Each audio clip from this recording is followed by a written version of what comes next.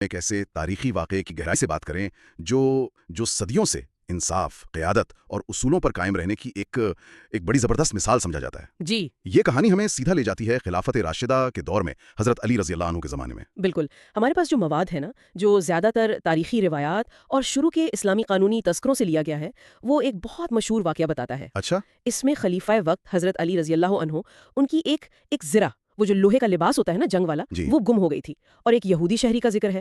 یہ معاملہ پھر ایک عدالتی کیس بن گیا۔ اور آج ہم اسی کیس اور اس کے نتیجے کو ذرا تفصیل سے دیکھیں گے۔ مقصد صرف کہانی سنانا نہیں ہے، بلکہ یہ سمجھنا ہے کہ انصاف کے وہ کون سے باریک اصول تھے جو یہاں نظر آئے۔ جی ایک حاکم تا خود کو قانون کے حوالے کرنا، وہ عملی طور پر کیسا دکھتا تھا، اور پھر اس سب کا نتیجہ کیا نکلا۔ صحیح کہا، یہ صرف ایک واقعہ نہیں ہے، یہ اس دور کے نظام انصاف اور حکمرانی کے کردار پر ایک جیتی جاگتی مثال ہے۔ تو آئیے اس دلچسپ واقعے کی تفصیلات میں چلتے ہیں جو ہمارے ذرائع بتاتے ہیں۔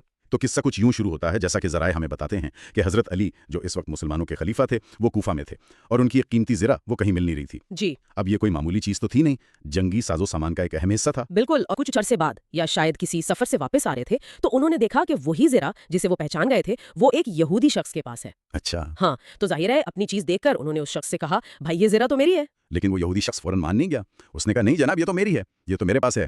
اب یہاں ایک خلاف پیدا ہو گیا۔ جی ایک طرف ریاست کے سربراہ ہیں، خلیفہ، اور دوسری طرف ایک عام شہری جو اقلیتی برادری سے ہیں، اور دونوں ایک ہی چیز پر دعویٰ کر رہے ہیں۔ اور یہیں سے بات بہت دلچسپ ہو جاتی ہے۔ ذرائع اس بات پر بہت زور دیتے ہیں کہ حضرت علی کے پاس اختیار تھا، وہ خلیفہ تھے، وہ چاہتے تو شاید طاقت سے اپنی زرہ واپس لے لیتے یا کم از کم اپنے عہدے کا رو بھی ڈال دیتے۔ ہاں بالکل، لیکن انہوں نے ایسا کچھ نہیں کیا۔ نہیں بالکل نہیں۔ انہوں نے جو راستہ چنا وہ اس دور کے لیے بھی اور آج کے لیے بھی بڑا غیر معمولی ہے۔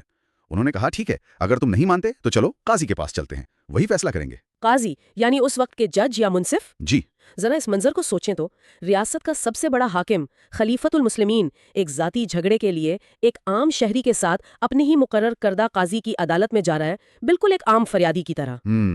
یہ اپنے آپ میں ایک بڑا پیغام تھا۔ یہ واقعی حیران کن ہے۔ یہ اس بات کی طرف اشارہ کرتا ہے کہ اس نظام میں قانون کی بالادستی، مطلب قانون سب سے اوپر ہے، یہ تصور کتنا پکا تھا۔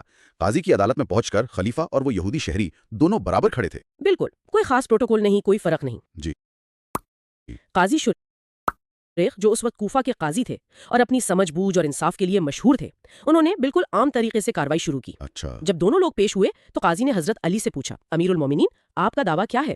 انہوں نے بتایا کہ بھئی یہ ذرا میری ہے، گم ہو گئی تھی اور اب اس شخص کے پاس ملی ہے۔ پھر قاضی نے یہودی سے پوچھا، اس نے کہا نہیں یہ میری ہے، میرے قبضے میں ہے۔ اب اصول تو یہی ہے نا کہ جو دعویٰ کرے ثبوت بھی وہی دے۔ تو قاضی نے حضرت علی سے کہا آپ اپنے دعوے کے ثبوت میں کوئی گواہ لائیں۔ یہ عدالتی کارروائی کا بنیادی نقطہ تھا۔ بالکل، یہاں قاضی نے کسی کے رتبے یا حیثیت کو نہیں دیکھا، قانون سب کے لیے ایک تھا۔ یہ نہیں کہا کہ آپ خلیفہ ہیں تو بس